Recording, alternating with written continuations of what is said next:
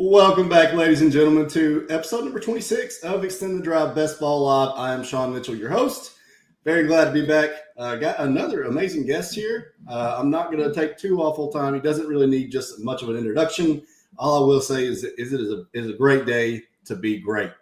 With that being said, bring on Mr. Ian Hartitz. How's it going, man? It is a great day to be great. Stole my line, man, but no, it's I had to do it. Pleasure, man. Appreciate your grind that you've had and helping us all out with everything. Training camp this August. So appreciate you, man. Yeah, ready to draft hopefully some good squads. Awesome. So 2 quick questions, a little bit of banter. I'm not going to ask you about your lifelong, history of how you got into the industry. I know you've been doing this for a long time. Everybody, you're well known in the space. You get to work with the GOAT.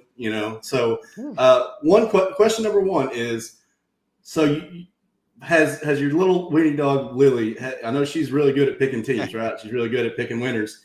Has she gave the college football lock of the night for the late night hammer Stony Brook in San Diego State yet? I need to know. Is there a winner yet?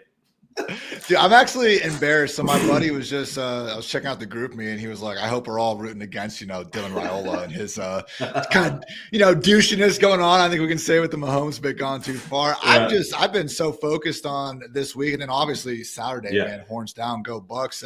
I just blanked that there was so much college football tonight. So I am. Well, no, man. I was looking through it, and I was like, God, there's like 17 games tonight, man. It's like, so what's wow. Stony Brook? Let's go with Stony that. Brook and San Diego State and the late night hammer there. You bring up Lily, man. I've had her try to pick the Thursday night games, and just I don't know. I have tried moving to different areas. I've tried moving hats far left. This dog refuses to go anywhere but left. So maybe I just need, because I've always done away on the left, home on the right. Maybe I just start mixing it up. About to say it, like moving around, and she's just a creature of habit, man. She likes the left side. She likes the dogs. I get it. She's not a strong side. She's the left side. It is what it is. It is what it is. Question number 2, man. Got to have the litmus test here. A real ball knower question. I'm not going to go with Bill. I'm not going to ask you how much, Bill Krosky you have. I'm not going to ask you how much Ollie Gordon you have. What I want to know is how much Thomas Fidone do you have?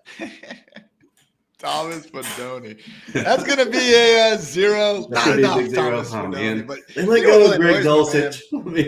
Greg Dulcich, man. Lest we forget the Sean Payton, the Joker, Reggie Bush. Yeah. Can't believe the Giants let him go, man. But no, man, the funny thing, man, as someone who was spending all summer hyping up Jalen Wright, it just, it is what it is. And I've been making the joke, like, oh yeah, the injury, that's the only thing. It wasn't like Ollie Gordon was yanking that job. I understand it was going south, but it does tickle me how Jalen Wright just wasn't getting much hype, throughout the summer. And then it's like, now Ollie Gordon is absolutely rocketing up because he's just going to have the role that really, let's face it, they wanted Jalen Wright to have. He just wasn't able to do much with it. So, hey, I know people from the beginning were saying Ollie Gordon, and I saw the 2023 year. He was in these way too early, first-round mocks and all that. So, for me, it was just a bet on the incumbent guy who got traded for a third-round pick in the first place versus a sixth-round pick and Alexander Madison.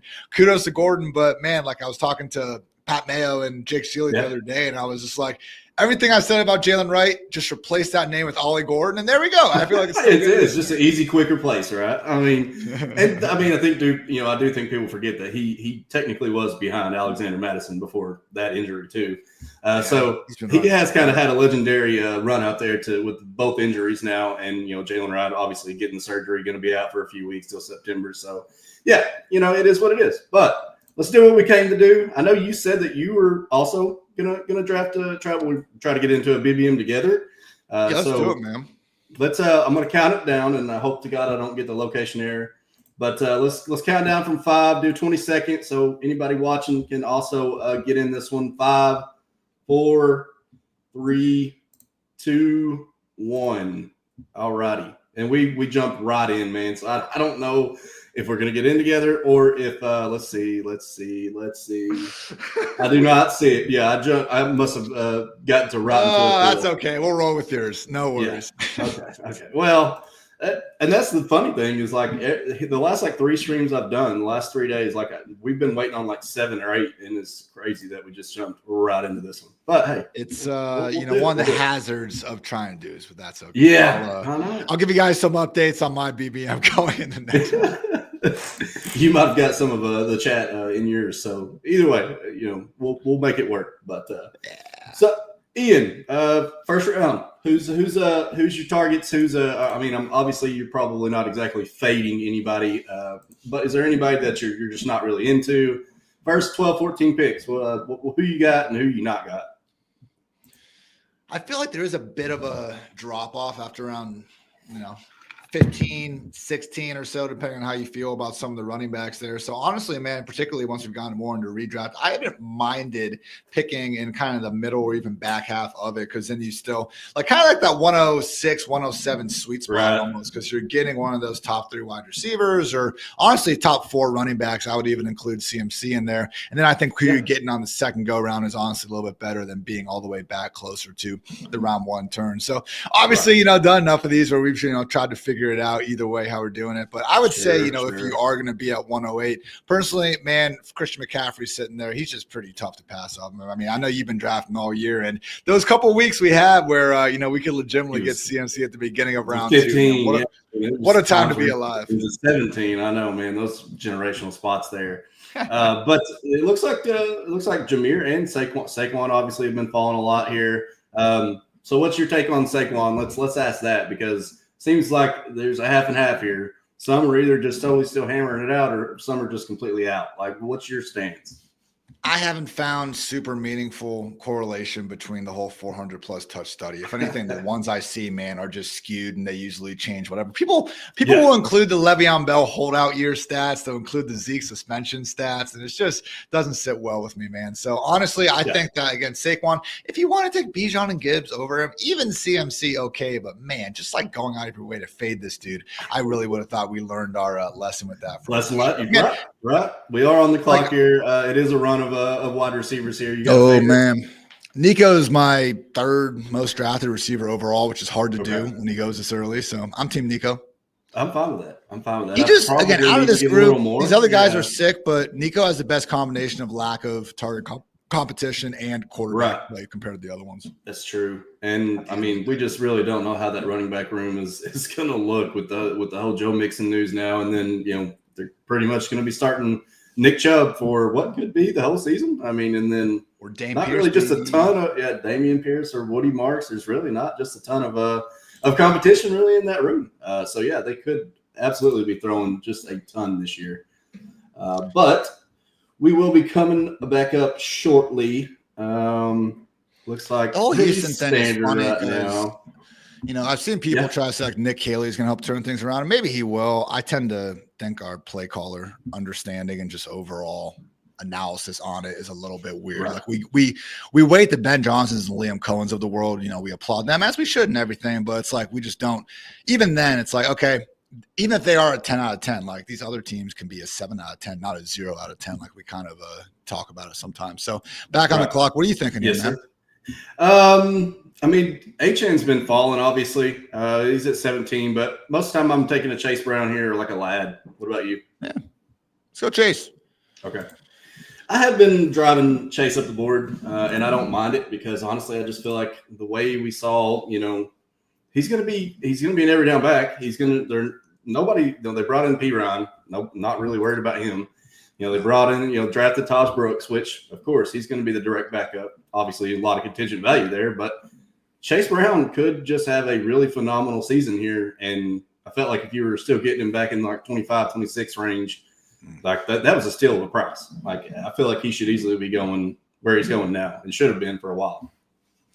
It is one of those where it seems, and based on what we see in the preseason, and obviously Moss just completely exiting the equation helped a little bit too, where, man, I feel like a lot of people weren't necessarily giving just the reality of the situation where Brown didn't truly break out last year until Moss was out of the picture. It was a rough first 7 or 8 weeks. So I was hesitant earlier in the process just to assume Chase was going to, because, I get it. He's fast, guys. If you give him 60 yards of open green grass, he's going to eat it up faster than some of these other running backs out here. But it's not like Chase Brown even has that great of, efficiency numbers, both as a receiver or even as a rusher. So he does have some dead zone qualities a little bit if we don't love the talent. But then again, all the volume in the Bengals offense, it is a situation I don't want to overthink. But it's one of those things, man, where if we could, just kind of use the fantasy football genie and get some snap counts from week 1, I don't think that would be the first one on my mind. I'd probably look at like the Chiefs backfield or a couple other things. But that one's up there because there is a chance that we do see Piron eat more into the pass down work than expected.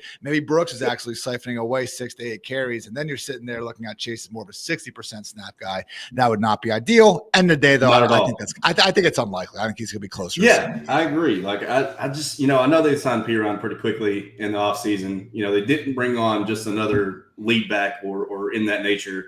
So, yeah, I do think that Piron will definitely get some third down looks. I'm definitely not discounting that out.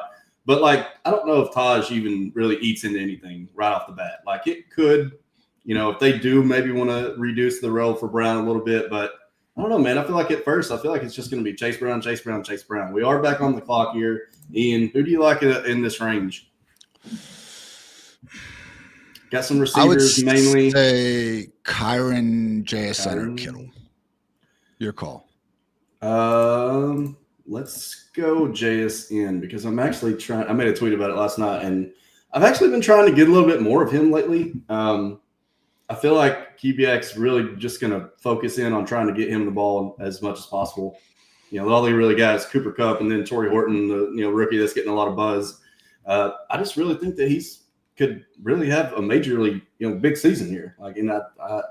His price is one that I've really not got to a lot. It's kind of a weird price. Haven't really wanted to pay it a lot from the drafting season. And so, what about you? Are you in on him? Or obviously, I know you said to select him, so you are slightly in. But what's your take? I'm coming around to it more, but I'm with you, man. It's such a muddled tier wide receiver too. It's a bunch of olds and then talented young Buckeyes with QB questions. So I do think ultimately, as much as watching back all of his catches from last year, I was more so like, holy hell, what a throw by Geno again, versus looking at JSN as a legit, top 5 talent. But end of the day, man, you're 23 years old, you had 100 catches and 1,100 yards. I don't want to really be overthinking that profile as well. So coming around more to it. I'm not one of these guys that's been pounding the table for the guy, but you already got the anchor and Chase Brown. I think it's fun. Yeah. And we are back up on the clock here. Garrett, Adams, Worthy, Pickens, some prime spots here. What are you thinking, Ian? How about Worthy? Okay. So what do you think about the Ross suspension? Do you think he's getting there's obviously if you're a Chief fan, you're probably loving it that it's early in the season, get it out of the way. If you're somebody who's faded him in the fantasy streets, you're probably like, they got best case scenario. So what's your take on the Rice? Are you buying Rice? Are you going to take him now? Because they do have the week 10 bye. He's generally going to get maybe a few games of ramp up when he gets in, and then really you're just going to have to hope that he just completely smashes every game that he plays, right? Yeah, I don't know if he'll need a ramp up at this point. Honestly, again, it would have been cooler, obviously, best case if it was 4 games, not 6. So I don't want to say yesterday was, the complete nuts run out or anything. But it was good to get those out of the way. Again, those are going to be the easiest weeks to fill. And I feel like people are almost double counting it now, and we're seeing him slip a little bit more than maybe he was. So Dwayne McFarland and I just did a draft over Real Time Sports last night where we were able to get him in round 7. We already had 4 wide receivers. We had 2 running backs.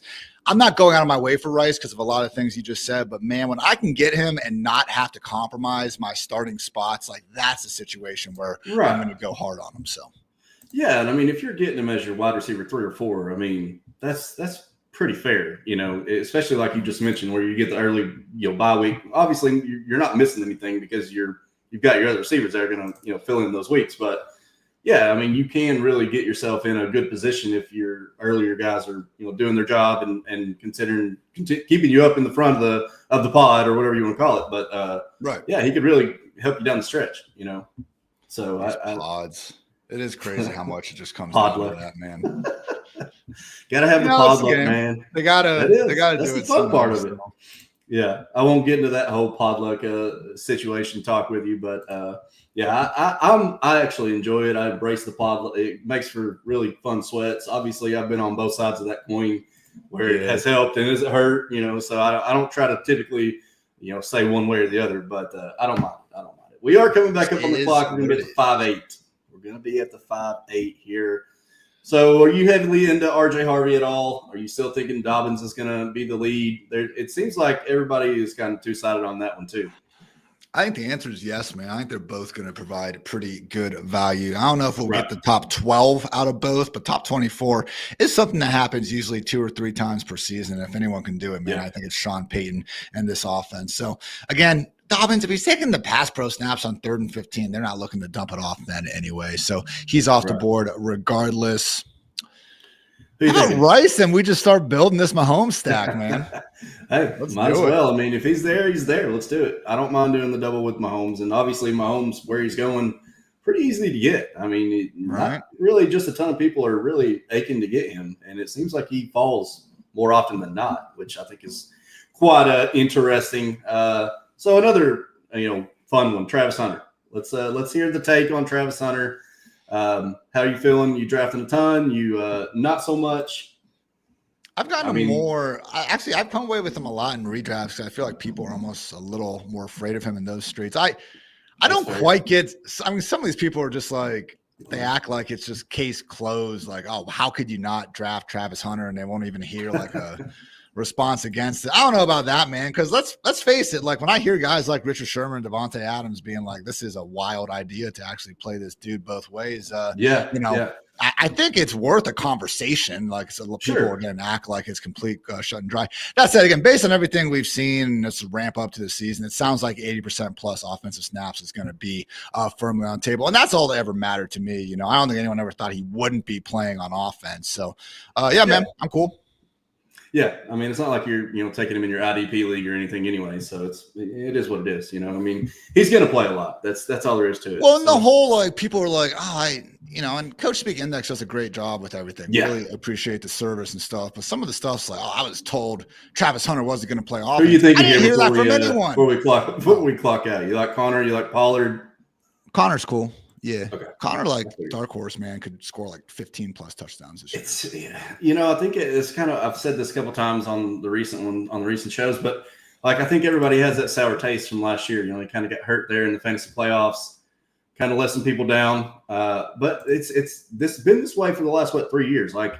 He's just he's still a workhorse. I mean, he's gotten every, Coach Speak you can get that he's going to be the workhorse still. Even though he mentioned that Trey Benson was going to, get a lot of work this year. Obviously, that's coming from James Conner himself. But, yeah, I mean, I'm coming around a lot more to James Conner lately. I'll be honest, I really wasn't taking a ton. But, getting him as your running back 2 or 3, I just feel like that's too solid of production there to miss out on. Yeah. But yeah, my last point on Hunter was just I never thought it was a conversation of if he was going to play offense. It was just how much. Because 50% routes isn't, but that wouldn't work. 80% plus, we're fine. So it just reminded me of that, I was told Steph Curry couldn't shoot, kind of mean joke that's always been going on. So right. Yeah. Like Jamar Chase can't catch, that's that kind of stuff right there. Okay. We are getting to a pretty gross range, which we're still 8 picks away. Not going to get on the Joe Burrow push debate as we have Chase Brown, but I'm not one to want to really stack my running back. And we're already looking at a double with Mahomes, which obviously I wouldn't be taking Burrow. And Mahomes is coming up. So, what are your thoughts on Swift? How come everyone in Chicago is going to be better except their starting running back? I'm really worried about the goal line work. To be flat out honest, obviously on Underdog, this is a half PPR site. Touchdowns are very, very valuable. That is my main worry with DeAndre Swift is that he's just going to be like a between the 20s type guy. I don't know how you feel about him. Most people do generally like him. I think he's a great PPR back. Obviously the guy's great out of the backfield, can catch really well, good yak guy. But I just feel like when he gets down by the goal line, he just gets stuffed like crazy. That's really kind of my main flaw, I guess, or my main reason for not really wanting to just heavily invest in him. I do have some, but I don't have a ton. I will say that. That's fine. And half PPR, it's a good point as well. So no, that's reasonable. People act like Ben Johnson, his first year as OC, had just complete player personnel control. And he's the reason why Swift got shipped out. And even if he was, who's going to fault the guy for wanting Jahmyr Gibbs over DeAndre Swift? I don't think any of us. Right. Exactly. We pulling Mahomes here, Ian? Yeah. Go ahead, pull him. I felt like we probably didn't need to try to push him for another 6-7 picks, especially since we've already got a double there. Might as well just take him and go along with it. But yeah, to that point, like I'm not really, I'm not taking. You got to take that first run with Ben Johnson and DeAndre Swift with a little bit of grain of salt there. Like, and he was like like you the said, like it's kids. Yeah, he was really freaking productive. and I mean, obviously they're not adding another back right now, even with Roshan and Kyle Mononga, seemingly hurt at the moment. Even though we've kind of got some word yesterday that they're both, I guess, doing fine. Haven't really heard much on Roshan at all during the last week and a half. It's almost like he fell off the face of the earth. So then, did you get snapped on somebody? Yeah, that's okay. We got the dueling drafts going on. Yeah. We are coming back, but yeah, to that point, it's like I'm taking him. I think he's also in one of those weird spots because he's right there by which Pollard's. I was taking a lot of Pollard over him because Pollard was closer to his range before the Tajay Spears injury. But we are on the clock here. Who you thinking? Hawk, Warren on the tight ends. We got Kelsey. We can go ahead and triple stack if you're into that type of thing. I'm cool with either the running backs or Kelsey or Hawk, whatever. I just don't like the wide receivers. All right, we're just going to go ahead and triple stack this thing and just say there we whatever. Go.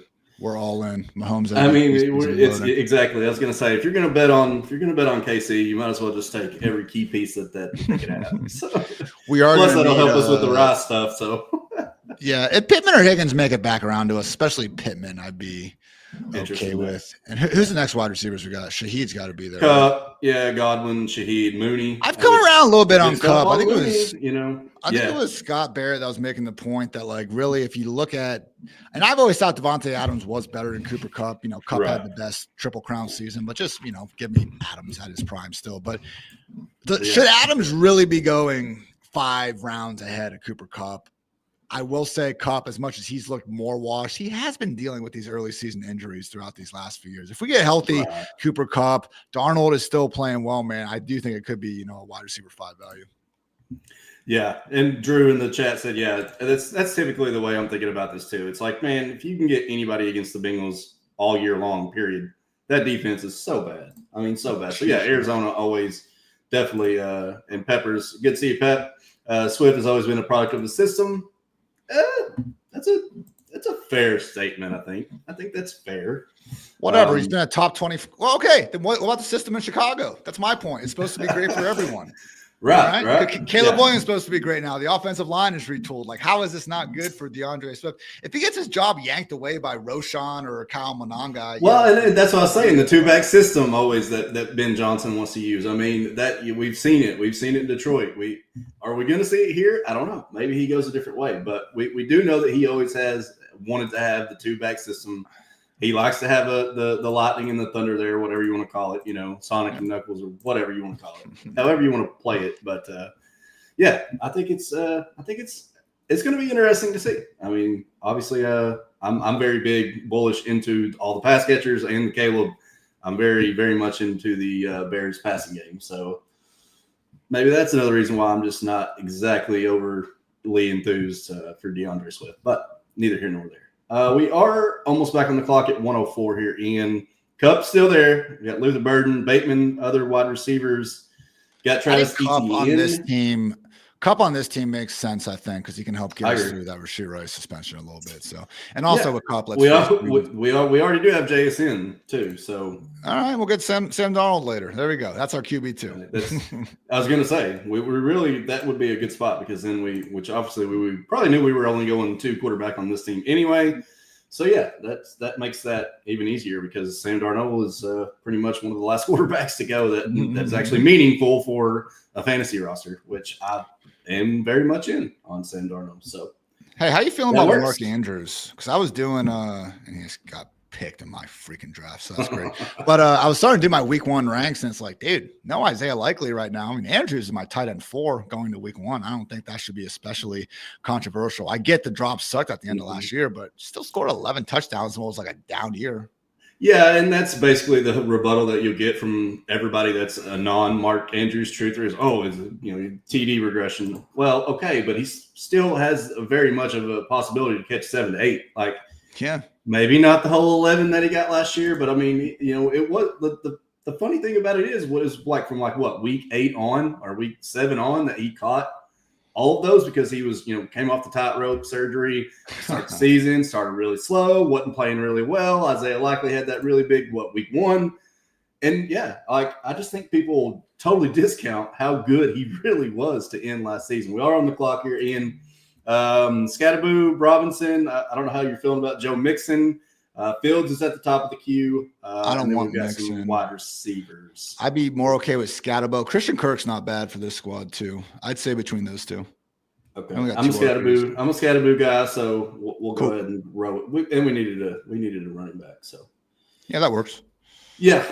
So, well, since we're on that topic, what's your take on Scatterboo? What's your take on Tyrone Tracy? Are you into one or the other, or are you just taking both? I mean, I know that's generally a hot topic.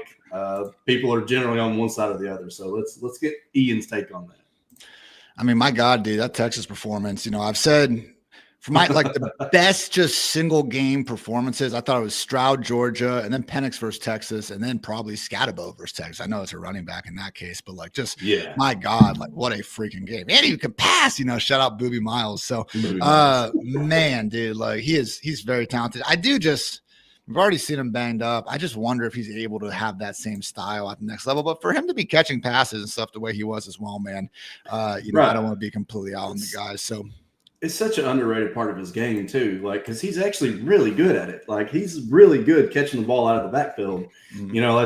He was the only the second running back behind CMC to come out with 1,500 rush, 500 receiving his final season in college. I mean, that's elite type of production. I mean, he had a lot of numbers right up there with Ashton Genty and fell to where he fell in the draft. And now everybody just thinks just because, he fell so far in the draft, he's day 3, day 4 pick. No, he's not going to be worth anything, right? So it's crazy. Yeah, I know. I had to get on my soapbox. Peppers, sorry about that. It's not a Sean Mitchell stream without Scatterboo talking. Hey, you got to get your guys, right, Ian? You got to get your guys. It is get your guys season. Badgeless dudes with no Vikings sniping me on McCarthy. That was sweet. Not pissed off about that at all. No, not at all. Don't put it in the news that Ian is mad about. Let the record show. I am not mad. Are you buying into Keenan Allen here with thinking he'll have a good role back in Charger country? I mean, I think he's priced fine. It was nice. I liked getting him. I'm very happy he signed. He was going around the 200s for so long. I kept drafting him, in the final 2 rounds. I really wasn't drafting Cooper. I was a lot more confident in Keenan getting there. But, man, I was having some Julio Jones flashbacks, and I was pulling that and just did not go the way that I was hoping it was going to go. So, again, always a risky game kind of doing that, but it worked out for Keenan. So, again, on this squad, though, I think he makes a lot of sense. Yeah, and that's kind of what I was kind of getting to. If he's still there, I think he would be a great wide receiver 6 for us here. You agree? Yeah. Okay. Getting the olds, baby. Yeah, and I will say I'm with you. I don't think I have hardly any Amari Cooper. I don't really think that he's anything that I want to. I know he's moving up. I don't even know where he's been going lately since he signed with the Raiders a couple of days ago.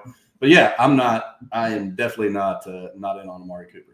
I do think if you can't have production with Josh Allen all year long and not, be a good target earner, then which we know Josh Allen doesn't need wide receivers. He's Josh Allen. But to that point, I can't see it. I can't see it. It was rough last year. It was rough. And do you think Jacoby Myers? You think Jacoby Myers likely is going to stay, right?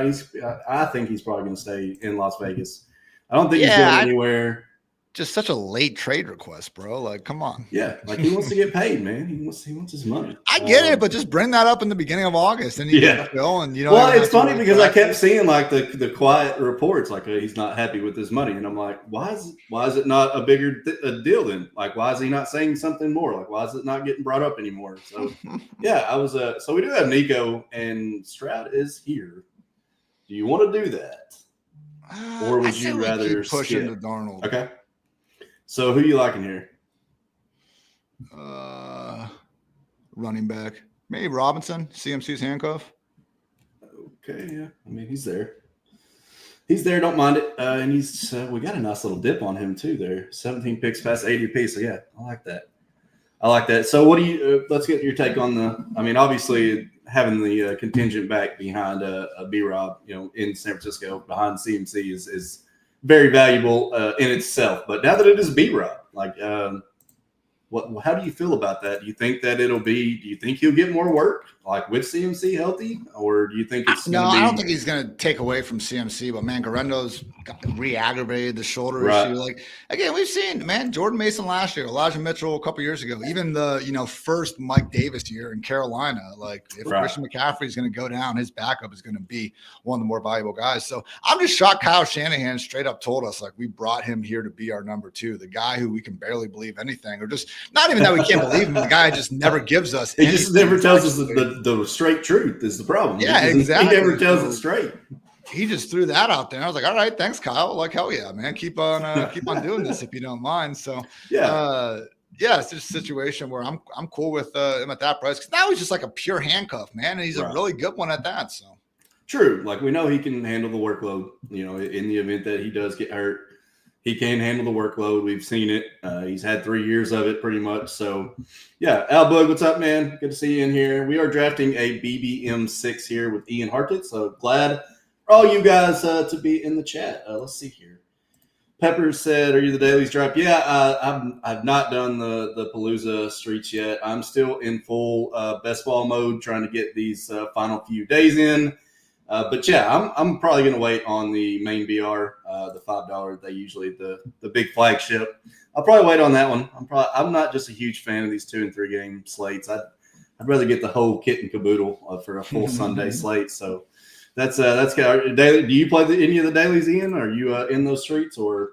Nah, I'm still doing this. I've been up late, freaking getting these redraft squads in. It's gonna be sweet, man. Just keep all these drafts I feel great about, and then Tuesday of week 2, it's like, oh, I got to do waivers. It's gonna be sweet. I don't see how you do it, man. I haven't done a waiver in probably 5 years, and to be honest, I do not miss it. I do not envy anybody that still has to do it. We are on the clock here, though. Still got a while before Darno. We got some wide receivers here. Are you in on Najee? Yeah, Najee's price should be adjusted, man. Like, I think Najee I've been taking him like anywhere in the 150s, 160s ever since I saw it, which it's only been yesterday. But I have every draft that I've done since then, I've been trying to get him as much as I can, man. I mean, goes from thinking that he might never play ball again to look like he's probably a good chance he's playing week 1. And that's it's crazy. Like, it's been the weirdest offseason story I think I've seen in a lot of my time so far. Is like, gets the firework injury.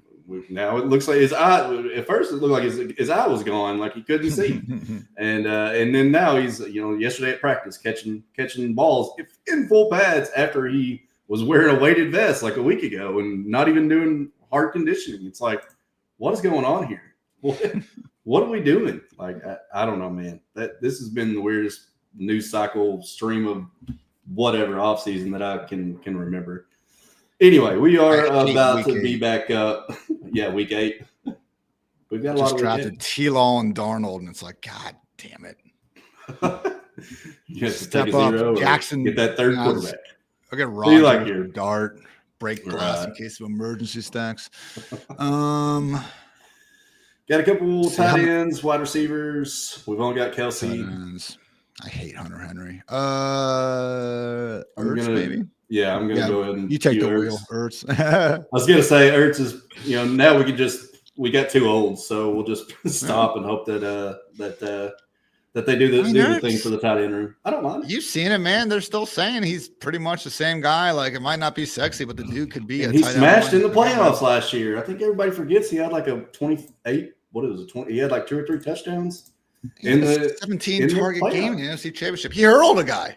He hurled a human. Imagine getting hurled by Zach Ertz, man. That's got to be like that's a career ender right there. Dude. How many times they run that back watching film, bro? That's got to be. Oh, you better believe they did it multiple times, and right. The whole room getting in on that for sure. I know.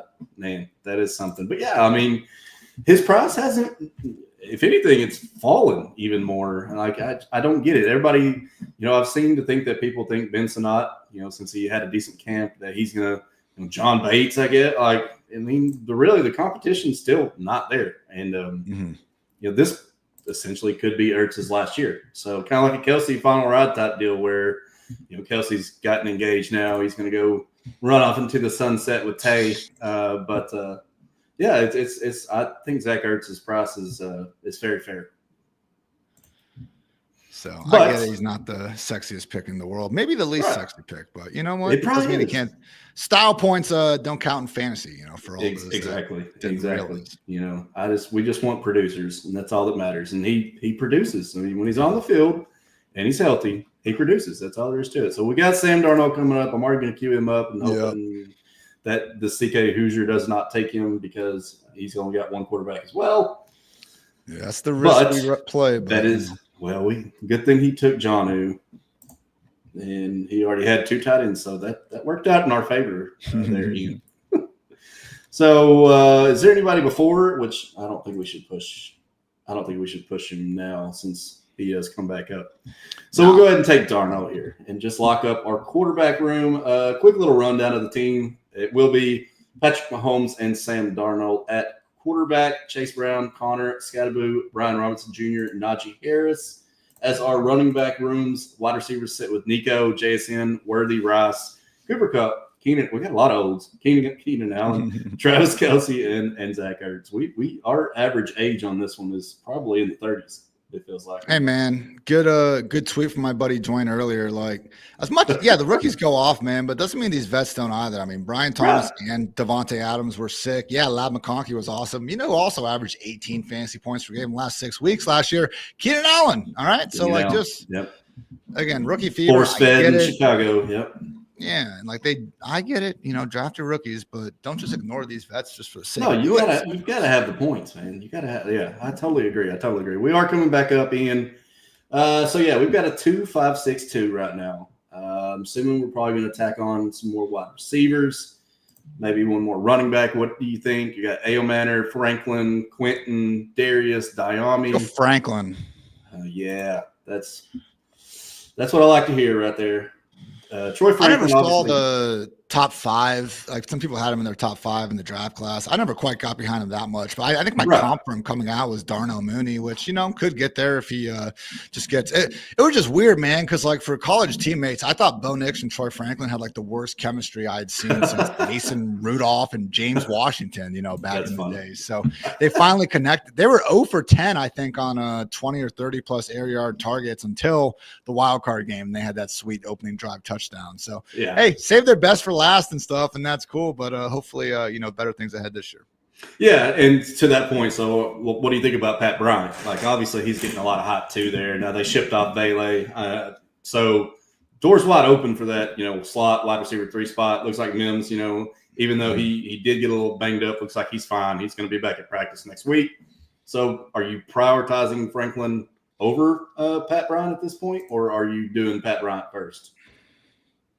I mean, Pat Bryant goes ahead of him in ADP, of course, and I think everybody's kind of off on Franklin because of, what we didn't see last year. But you make good points. He had some really good games there where he is that kind of guy who can rip off a 70-yard touchdown. The one-hitter quitters. Yeah, man, I've been going more Franklin at the very end. We could see Bryant work his way in the rotation, but I guess he would probably take Mims' spot, but man, Mims actually on the outside a little more than I was expecting there in the preseason. So I just think Franklin and the way it's interesting because Mims obviously has that field stretching ability as well. I hope that he does get a chance, man, because he has been good with his opportunities. But maybe Mims does get more typecast back in that gadget role, and this Franklin on the outside, Bryant in the slot more, and then Sutton on the as the lead X. It's interesting. It's Sean Payton as well, who was playing Tim Patrick as a starter and then cut him. So I don't want to be the boy who cried. I want to get too over here, but, I don't want to get too into the weeds on a Sean Payton offense, and even to that point, I think it was Coach Beat Index who was saying some of these teams, merely Sean Payton is not really showing you their full starting unit and their full playbook, blah, blah, blah. In the preseason, it's preseason. They're experimenting. They're trying things out. So, I mean, we'll see. we'll see how that goes. We are about to be back on the clock at pick 200 here, Ian. We've got 2 picks left. Assuming, I mean, do you like a running back in this area? I think we could take one more running back if we want, or I'm totally fine just going wide receiver. What do you think? Is there a wide receiver you like? I think Alex okay. I like Washington. Washington. I like yeah, Maynard too. Get Washington. Yeah. I've been buying a lot more Malik Washington, obviously with the whole Tyreek Hill saga that we have going on in Miami. Even though I do see your name there is NWI, so I hadn't brought that up till now, and then it just clicked into my head too. I was like, hey, he's got NWI in here, which obviously we saw how he was last year. 9 touchdowns last year, man. People forget. People forget. And that's the problem, man, is because I was really drafting a lot of him early in the pre-draft season. Like I was NWI, I was like, man, nobody's, especially when he signed with Miami, because I was like, hey, that's a really good spot for him to land. And then now all of a sudden, like camp goes and he doesn't really have a good camp. And then now he's playing behind Malik. He's playing almost behind the other Washington that's in the fold there, the rookie. So I was like, man, this is not the way I envisioned his route going. No, it was hilarious how he was having just one touchdown after another last year, and then like we hit week 13 by Mageddon or whatever it was, and then everyone's like, all right, it was a good matchup. He was one of the top guys of the week, and then he goose eggs when everyone totally gooses to actually start him. Just how it goes sometimes. I would say I think you want another running back here because I think Dameon Pierce would be the pick. Yeah, let's do Dameon Pierce. I've been buying more Pierce as well, and bye week's good, makes it good Solid for us running there. Back room. Yeah. So yeah, that's gonna end the draft. 2682. I'm gonna, like I do with every guest, Ian. I've gotta go. I'm gonna go name it, and then I gotta get a grade from you from 1 to 10, so I can post it. Let everybody else roast our old lineup here, and yeah, man, we'll wrap this thing up. I know you're a busy man, and oh, you good, man? It's just fun. Sorry, I was a little distracted trying to keep up with that other BBM. We ended up finishing about 30 seconds before you, but really, okay. Yeah, it got going. I end up getting Darnold in the same JSN Cooper stack. Oh, you did the same one? Yeah, I had to go Aaron Rodgers and Roman Wilson at the end to keep the week 8 alive. It's funny, man. There's like when you get to that situation, I feel like you can do the Giants, the Steelers, or maybe the Panthers. The Saints, like right. But maybe Juwan Johnson. Juwan Johnson is one of my most drafted tight ends, man. I love everything I've been seeing there. It's just, dude, at some point in those end of the rounds, like just who is actually getting paid over here? And Juwan has been one of those guys, man. I know it. And then, somebody was trying to tell me yesterday because I made a tweet, interestingly enough, because Juwan, I had like 27% Juwan like in my first probably 180 or so post-draft. Best balls, and I was just hammering him. I was taking him as much as I could get him.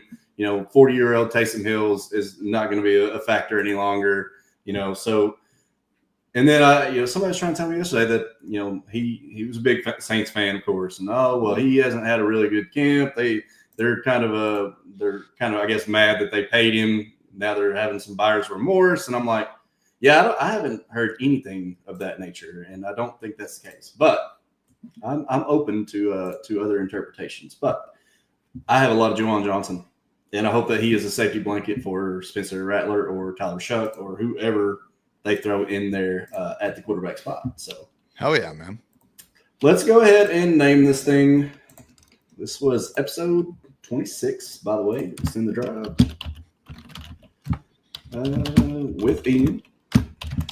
There we go. I look forward to my 1.25 million check from you. I'm going to say, it's going to be a straight chop, and I can't wait to ship with you, man. So you can deal with all the taxes and then send me my. I was gonna say sans taxes. I will ship it right over. It's funny because somebody did ask me that. They were like, what if somebody tries to sue you? So I'm like, man, everybody that I have on stream, it's a straight 50-50. Like that's always the way I've understood it. Like, you draft with somebody, it's a straight 50-50. Obviously, taxes got to be held up. That's just. Everybody that has played fantasy understands that. Come on, man. That's what it is. Okay, let's run this thing down, Ian. We had a 2-6-8-2 quarterback build here with Patrick Mahomes, Sam Darnold. Running backs are Chase Brown, James Conner, Cam Scatteroo, B-Rob, Najee, One Eye Harris, and Damian Pierce. Wide receivers are Nico, JSN, Xavier Worthy, Rasheed Rice, Cooper Kupp, Keenan Allen, Troy Franklin, and Malik Washington. Ended it out with 2 old tight ends, Travis Kelce and Zach Ertz. How do you feel? I like it, man. Again, it's a situation where I haven't gotten enough big Chief stacks like this. So happy to have, one of those bullets in there with it. And again, when we go all in on the Chiefs and then we also have the 2 Seahawks, I was more than fine doing just a 2 QB build. 2, I think, RBs to hold down those top spots with Chase Brown, James Conner, hopefully for the whole season. I'm cool with the upside, scenarios really for the next 4 guys as well. Wide receiver, yeah, we're going to, potentially that flex spot early on while Rasheed Rice is serving that suspension. It's not the most ideal, but I thought with Cooper Kupp and Keenan Allen, again, a situation where maybe I'm not always going into that range of receivers, but given this lineup construction with Rice, I was more than okay doing it. The only thing is maybe we could have looked a little harder at getting a 3rd tight end like a Juwan Johnson there at the end, but at the same time, I was okay with Franklin, Washington, and Dame Pierce. I think that's why I probably didn't push back. So Kelce and Ertz more than fine in their own right. So I'll give us a rock solid 7, man. Arguably even an 8. I'm just trying to be, I was going to say, I think not hurt myself from patting ourselves in the back. But. Yeah, I mean, Justin McMahon came on and gave his roster a 10. So I mean, we'll. Hey, I'm always trying to be a little bit modest myself, so I was going to give it a 7.5. I think it's a good build. Like it's standard, like you said, like you knew we could stop at 2 quarterbacks here. We were already doing that with Mahomes. We'd already gotten the triple with Kelce, Rice, and Worthy. Like you said, the running back, nice, really early good season touches. We got the upside with Cam Scatteroo. We got Damian Pierce, who could maybe run into something there. Najee Harris could potentially be a really nice earner that we probably didn't expect, and we got him at 150. And then wide receiver rooms, I really like the room. I think we got some really nice late shots here with Franklin and Washington. And kind of like you said, like we have a boring but old but productive tight end room. So I give it a 7.5. 7.5. There we go. Yeah. Hey, that's a good score. That's passing. We'll take it. Hey, it's above 70%, right? We're C's get degrees, man. C's get degrees. That's how we live in these streets. But Ian, man, hey, you've been a great guest, dude. I really appreciate you taking the time to come on with me, brother. It's been a fun one. Appreciate you. So I do have all of Ian's stuff plugged down below in the comments, but I am going to open the floor for him to go ahead, give the people what they want, man. Plug your stuff. Let them know where they can find you.